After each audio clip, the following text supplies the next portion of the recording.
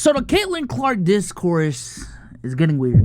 Okay, let me just say that right now. It is getting weird. For those who don't know, NCAA women's basketball superstar Caitlyn Clark was recently drafted #1 overall by the Indiana Fever, and after 10 games, I believe it's been 10 games, already it has been a controversial start.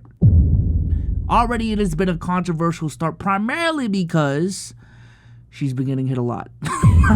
She has been getting bodied. She has been getting put to the ground. So it has started this conversation of, is Caitlyn Clark getting targeted? Does she deserve it? Does she not? Did she earn it? Is this hate? And the conversation these last 2 days has just escalated to me to a very, very weird point. Very, very weird point. Friend of the show, Omar's actually hosting a space as we speak right now discussing these topics. But let me just take all through the timeline. This is just an example of the confrontations that Caitlyn Clark has been going through over the last, couple of weeks. I don't know what was said. I don't necessarily know what happened during this play. I ain't gonna lie, from my angle, it looked like she spat at her. I can't lie. I can't tell from this angle. That was kind of crazy, y'all. That was crazy. Victoria Vivian's an old Indiana Fever player. Right? And it not necessarily escalated, but I think it peaked. It peaked at this moment right here. Chicago Sky versus the Indiana Fever a couple days ago. Very anticipated game. The Indiana Fever obviously have Caitlyn Clark. And the Chicago Sky specifically has Angel Reese and Camila Cardoso. Two prominent players in two of the most prominent teams that Caitlyn Clark has faced over the last 2 years. You know what I'm saying? We all know about the Caitlyn Clark and Angel Reese rivalry. Caitlyn Clark has also faced Camila Cardoso twice in the last 2 years. Beat her the first time, lost her last season at the national championship. But this happened during the game, and I did watch this live. And Clark. Check. That's clear, which was called. The question is, will they call it unnecessary? Kennedy Carter. So as you can see from that angle, she called Caitlyn Clark a little bitch, all right? She called Caitlyn Clark a little bitch, okay? Body checked her. Now, I will say, just to be fair on both sides of the argument, this is what happened a couple plays prior, okay? Right before the flagrant. Huh? Carter got over it.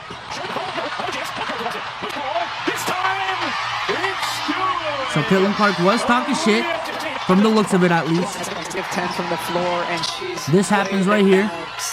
Quick little shove. So it's a very multifaceted conversation. So many layers to this topic that honestly doing one video on it is kind of doing it disjustice. Or not the proper justice. So if y'all want to see more videos from this, please let me know. But I guess we can start with the point of, does she deserve this, I guess? Does she deserve this? Because I do want to tackle some of the media conversations that other media members are having, because I think this has gone more than just Caitlyn Clark conversations. Now it's about how the media is addressing this as well. And from me, what I'm seeing is a tale that can be described as multiple things can be true at once, okay? Caitlyn Clark and her impact on the league is something that cannot be denied. If you want to deny Caitlyn Clark's impact and how she has put eyeballs on the WNBA, you are a flat earther. Like, you are literally along those lines. Not to say that all the credit goes to her. You know what I'm saying? The Angel Reeses of the world have had a play in that as well. The Juju Watkins of the world, the Paige Beckers, USC's dominant performance over these last couple of years. All of these women have played a big factor in the growth of the WNBA. But let's keep it a buck. Let's keep it a stack. There is a star in the center of that solar system. And there has been Caitlyn Clark. Okay? The needle she has pushed, the goalpost she has moved for the WNBA has been crazy to see real time. The amount of record-selling games that are going on, not just for the Indiana Fever, but for all of these other teams, has been amazing to see. Personally, in my family, you know, my fiance actually started watching women's college basketball more in depthly over this last year, and she has become a really big Caitlyn Clark fan, and specifically followed her to the WNBA. She has watched every single Indiana Fever game so far. She knows her teammates now. It's not just, oh, who's that? Who's like, she knows more about the Fever than me. I can't lie. She has watched more games about the Fever than me. So even in my personal circle, I can see the impact that Caitlyn Clark has been making. To deny that is dumb. To deny that is stupid. What we can also not deny, though, is that there are and there have been women that have impacted the game of the WNBA, the visibility of the WNBA prior to Caitlyn Clark. From my understanding, the WNBA was already in an upward trajectory over the last 2 years with the dominance of the Aces. You know what I'm saying? Asia Wilson coming into the league, Breanna Stewart coming into the league, Sabrina Ionescu coming into the league. So there have been names that have come into the league that have been box office. Obviously, it's just not to the degree of a Caitlyn Clark. And I also think that a lot of this is, it may be misplaced aggression. I think that's where I'm kind of getting to it, because I don't necessarily think like a lot of this has something to do with what Caitlyn Clark has done. Part of it has, because again, I want to emphasize this. Caitlyn Clark does talk shit. She has been talking shit over her college career. You know what I'm saying? The whole you can't see me thing to Haley Van Lith, you know. She is a woman that talks trash on the court, you know. So a part of this is just, yo, a lot of y'all have been saying this woman has been making us. She made us. The only reason y'all watching is because of her. And I think as a competitor, what do you want these women to do going into a game? Just bow down to her? If we're keeping it a stack. You roll out the ball, I'm not on her team. My job is to lock her down. My job is to clamp her up. My job is to make her life difficult. You know what I'm saying? So there is a aspect of that as well.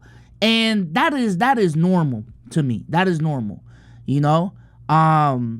Is it hazing? That may not be the right term to use it, but, you know, and shout out to Omar for bringing this up in the space, because I heard it earlier and I think it was a good point. You know, Michael Jordan coming into the league. The rumors about him being iced out at the All-Star game by a bunch of these veterans because, hey man, Michael Jordan's the new kid on the block. Everyone thinks he's hot shit. He's a savior of the league, so on and so forth. Man, fuck this young dude. You know what I'm saying? Like those types of conversations. We even see that from more recent stars like Lonzo Ball. Everyone's hyping him up. Man, fuck this dude. You know what I'm saying? So this isn't necessarily a normal thing. It's just a really extreme thing to see. Because I've never seen it so blatant, in my opinion. I've never seen it so blatant. So again, two things can be true at the same time. I think this is natural competition. People want to prove that, yo, this chick on the block, I can compete with her. This new chick on the block, I can compete with her. I can check her. I can outplay her, so on and so forth. But I also think there's been enough evidence to say that this is targeted offenses. I will say that. There's too much evidence to point to the fact that this is a targeted offense. I haven't seen this type of energy with any other rookie outside of Angel Reese on a repeated basis. So many different points of interaction with other players on and off the court. And even if we want to keep it to just Chennedy Carter, I believe is her name. For those who don't know, after this, and I'll bring up the conversations later. She is still actively talking about this as well. She is a person that, first of all, after the game, she didn't want to answer any questions about the altercation. But ever since the game has finished, all she's been talking about is Caitlyn Clark and answering and addressing all these questions. You know what I'm saying? So if we want to just go through her timeline real quick, you know, let's go back. Let's go a little bit. Over these last 24 hours, she's been retweeting a bunch of anti-Caitlyn Clark shit. Clean box out by Angel Reese or flop by Caitlyn Clark. Kicking it out. Evans fakes the 3, takes the 2, and knocks it down. You know what I'm saying? And I'm just saying, like, a lot of these tweets and quote retweets, if this shit happened in the NBA, it would be crazy. It would be crazy. You know what I'm saying? Imagine, let's say, not even Draymond Green, let's say Patrick Beverley just checked the fuck out of Stephen Curry. And then the very next day, he is just retweeting, quote retweeting, tweeting about Stephen Curry and how I can outplay him. Like, it'd be kind of weird energy. And the reason why I wanted to bring up Kennedy Carter is not necessarily just because she has been the talk of the town, but I really do think her attitude towards this whole situation shows a lot about the attitudes that I feel like more WNBA players have about the situation. They're just trying to hold back. They're just trying to keep it quiet because they don't want to be as blatant with it as Kennedy Carter. But I feel like the sentiments that she has about Caitlyn Clark is something that is going on in the WNBA. And there are more WNBA players that share it that just haven't come out. The conversation has just really gotten weird to me because we have lost the plot, okay? There are a lot of people partaking in these discussions that just want to partake in these discussions and don't even care about the WNBA, don't even care about basketball. And at that point, bro, this just feels like another situation that people are trying to use as a jumping board to get their shit off on other shit that has nothing to do with the actual shit. That is, I am so tired of that in 2024, bro. A lot of y'all want to use certain topics as just jumping boards, as trampolines to get off some other shit. And it's just annoying to me because y'all don't care about what the fuck is actually going on. This is just, all of this is just confirmation bias to y'all. All of this is just an example to a bigger point that you've been making on the timeline over the last year or so. Like, I've literally seen tweets talking about this whole situation, and then in the replies, the first thing you see is, oh, by the way, I don't even talk about the WNBA. I don't even watch that shit, but I'm just speaking on what I see on the timeline. And it's getting a shit ton of interactions. Like, what is going on? What is going on, bro? This segment also happened on First Take today, and I ain't gonna lie, shit got a little heated. Let's play it. We're talking about them maximizing their great potential. And because we bring that up and talk about what potentially might get in their way, which we do to men all the time, now we got to sit up here and watch every syllable. I resent that, and I'll leave it at that. All right, so let me. I know we got to go to break. Welcome to the world of being a woman, Stephen A. And how look at Molly, y'all. Look at Molly. Yeah, she is tired. How you have to dance about your word choice and you have to please everybody and anybody as you navigate your being. We are talking about the world's greatest. How about being a black man? Being black. Hold on 1 second. Have you? So this is what I'm saying to y'all though, and I know we got to go to break, and we didn't necessarily go there, and maybe we should. There are so many layers in this conversation around the way that it's being discussed. No. And yes, Shannon, I know y'all are gonna say you know, and Stephen A, I know you just shared that you have talked about the WNBA on your program too. You guys may not have said everybody, but the prevailing sentiment for folks that are just joining the WNBA and following women's sports is unfair to the women of this league, to your point, who have laid the groundwork for Caitlyn Clark to come in and now take it to the next level. That's all I'm saying in these conversations. Kennedy Carter's behavior is not indicative of the entire league. We are still talking about competition where you are allowed to get a little extra elbow in if you are competing and you do it within the parameters of the game. The game is physical. Caitlyn is helping to grow the league. These women understand that, but she cannot be babied as a rookie. That's all. And that's fair too. Again, if we just stuck to the plot, I believe points like that could be so much more clearly seen.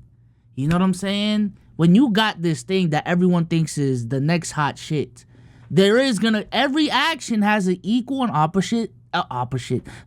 Every action has an equal and opposite reaction. Bro, I remember when Steph Curry's hype was starting to ascend, right? When it was starting to peak in 2015, 2016, and motherfuckers started to check Curry for real. I remember that. You know what I'm saying? And I think what's going on with Caitlyn right now, not to ignore the other dynamics of it as well, because I'm going to keep it a stack. I do think there's a racial component to this. Gender, I don't necessarily know. But, bro, this is a part of being the next hot shit. And as a competitor, you're not about to be the next hot shit next to me or while I'm on the court. You know, that's perfectly fine as well. It's perfectly fine to acknowledge that all of these things exist in the same realm. All I'm at.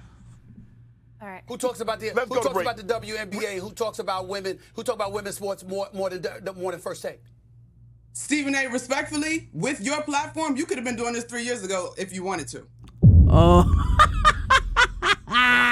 We gotta go. You Yeah. But who does more than Stephen us? A., I'm talking to you. I'm talking to you. Wow. Don't do that. I'm talking to you about the power that you have. Okay. I'm talking to you. Okay. Yo, look at Stephen A., bro. He look hurt. But it's true. Stephen A., if you want to act like y'all have been talking about the WNBA past, I don't know, just whatchamacallit, since the LSU Iowa game, the first go around. Come on, gang. Have y'all been having ongoing conversations about the things going on over the last 2 years? No. Have you been talking about women's basketball on First Take for more than 3 years? No.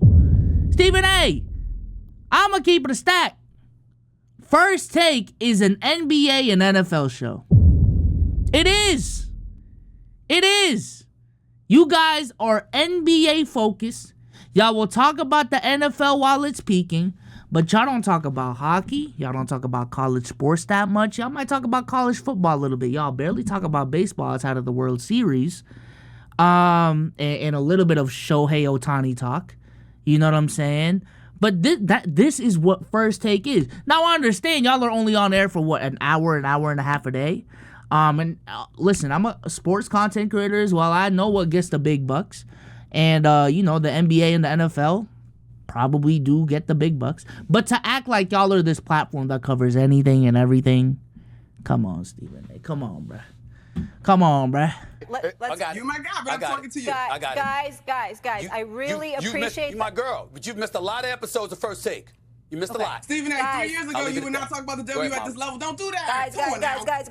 Nobody was, Monica. Guys. You making Stephen A's point, Monica. Monica, you making Stephen A's point. Please let me do my job. Please let me do my job. We've gone for 40 minutes straight. It was a riveting discussion. I have to get in a commercial break. Yo, Molly is tired, y'all. Molly is tired. And this is another example of the media just taking it to a weird place. This is Pat McAfee this morning. All right, opened with a Caitlyn Clark PowerPoint, and I'm gonna just let him do the talking, man. The GOAT, is she what? I don't know. With my eyes, I couldn't see if she's Caucasian or not. So I think what we're trying to say is what the WNBA currently has is what we like to describe as a cash cow. There is a superstar. And we're not saying that the players on the court need to act any differently. That's the athletes are going to do what athletes are going to do in any sport. And I think we're all learning that WNBA, that's old school football, baby. That is old school football. I will say this, man.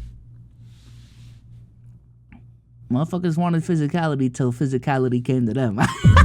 Hey, listen. Motherfuckers love to talk about how physical the 90s was until the 90s came to the 2020s. And not nah, bro. Hey, again, all things can be true, but it is targeted. Let me not, devolve from the plot as well. A lot of this is in my opinion, targeted, bro. They have a different energy for Caitlyn Clark than anyone else.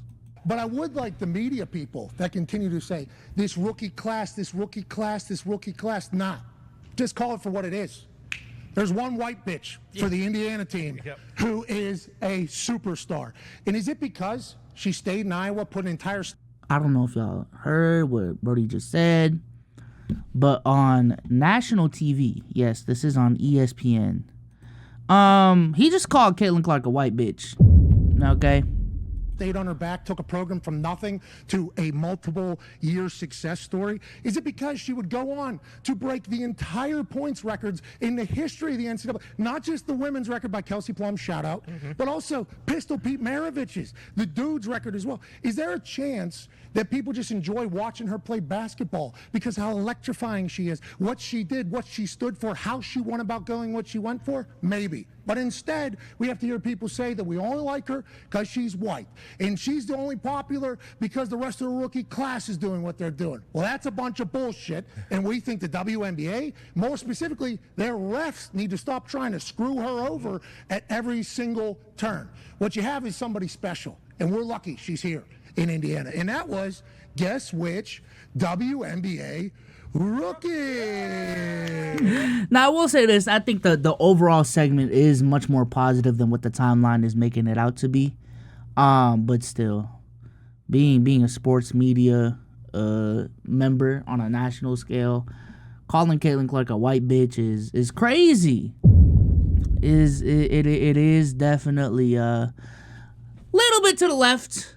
A little bit to the left. Had to step out and handle some business, but even as I was gone, more news from this situation came out. This is Angel Reese regarding everything going on. It all started from the national championship game, and I've been dealing with this for 2 years now. And understanding, negative things have probably been said about me, but honestly, I'll take that because look where women's basketball is. People are talking about women's basketball, but you never would think that we'd be talking about women's basketball. People are pulling up to games. We got celebrities coming to games, sold out arenas, just because of one single game. And just looking at that, I'll take that role. I'll take the bad guy role, and I'll continue to take that on and be that for my teammates. And if I want to be that, and I know I'll go down in history, I'll look back in 20 years and be like, yeah, the reason why we watching women's basketball is not just because of one person. It's because of me too, and I want y'all to realize that. I find that weird, though, because the same argument that she's making about, giving everyone else credit outside of just Caitlyn Clark, she's kind of just making it a one-game thing with LSU and Iowa. So at this point, why don't we give credit to Louisville and Iowa? I don't know. Because that's when I started paying attention. When I seen against Louisville, that's truly when I started paying attention to women's college basketball. Why don't we give credit to USC versus Iowa, right? It's weird to me. I think I'm getting a better grasp of this situation now, and it's coming to my conclusion that I think a big part of this is just there's a lot of women, not just Angel, not just Kennedy Carter, but this even goes back to the all-time leader in NCAA women's points, if you count pre-merger that just came out. I forgot exactly the exact terminology and the statements that she made and the conversations we had on the pod. I truly think the biggest problem that people have with the whole Caitlyn Clark discourse is the fact that everyone is giving her the credit for the WNBA popping right now, and people don't like that. There have been players in the WNBA who've been dominant for years. There have been teams that have been in the WNBA for much longer, and they believe as if, we set the groundwork, we deserve just as much credit as Caitlyn Clark in all of this. And then there's the counter push of, hey, I'm sorry, we appreciate the work that y'all have done, but let's keep it a stack. The player, the person that catapulted this to a whole nother level and put eyes on not only the WNBA, but just women's college basketball as a whole is Caitlyn Clark. And I think truly people are having trouble come to terms with that reality. And again, let me go back to my original point. If I'm Angel Reese, I'm thinking this way, right? As a competitor, right? Like I did my part too. I don't have a problem with this mentality, but I can also sympathize with Caitlyn Clark in terms of if she feels targeted, she has all the right to feel targeted because there's so much evidence. There's so much evidence. And all of this does feel like misplaced anger. Like all of this is people really being mad at Caitlyn Clark fans and, hey, just the dick riders, I guess, and taking it out on the actual player. It may be one of those cases. Or everyone saying you're all that, like that type of shit. It's just gotten to a really, really toxic place that I just wish it never did. Ultimately, what I want to know is what is actually going to cause all of this to stop? Is this going to be a thing that stops once Caitlyn Clark starts dogging these motherfuckers? Because I do think from a pure basketball perspective, if it is about earning respect through your play, and I understand the context behind, you know, how she's being guarded, why she's not putting up dominant stats.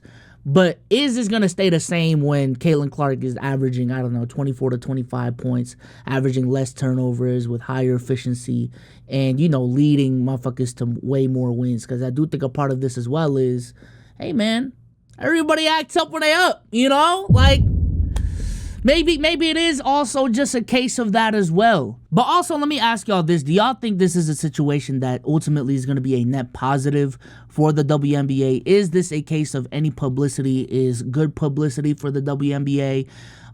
Because I do feel like a part of it is that, unfortunately, you know, these talks, these conversations are getting the people going. You know, the fact that non-WNBA watchers are talking about the WNBA is a sign that it is reaching a new demographic that wasn't even interested about, you know, looking in the WNBA's direction.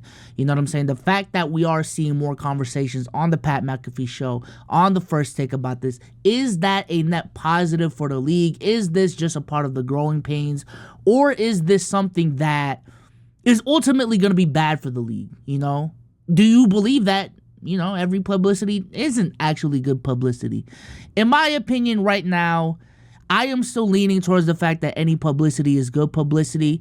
But I will say, if this does escalate even more, if this does become even nastier, it's just going to be unfortunate that the focus with the WNBA is going to turn into something that it's not even about the sport being good or bad anymore. It's about, yo, if I start consuming this type of content, if I start consuming this type of entertainment, if I want to converse with people about the WNBA, that this is where the conversation is going to naturally lead to. Is going to be a bunch of political conversations. It's going to be a bunch of, you know what I'm saying, just a lot of social commentary. When I'm going to keep it a stack, the reason why I still talk about basketball as much as I do, the reason why I've leaned into basketball way more over the last year, is because of the fact that this is a break from all the news, especially election year, all the news, all the shit going on in the world. This is like my break from reality. Is just, hey man,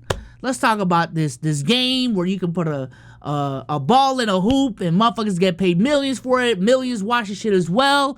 You know, it is kind of a safe haven, and if the WNBA continues to be this thing where that doesn't exist, I do think that is going to alienate a big fan base. It just is. I'm sorry. If that's taken the wrong way, it is what it is. But I truly do believe in that, you know. But with that being said, let me know what y'all think in the comment section down below. And I'm out, man. Peace.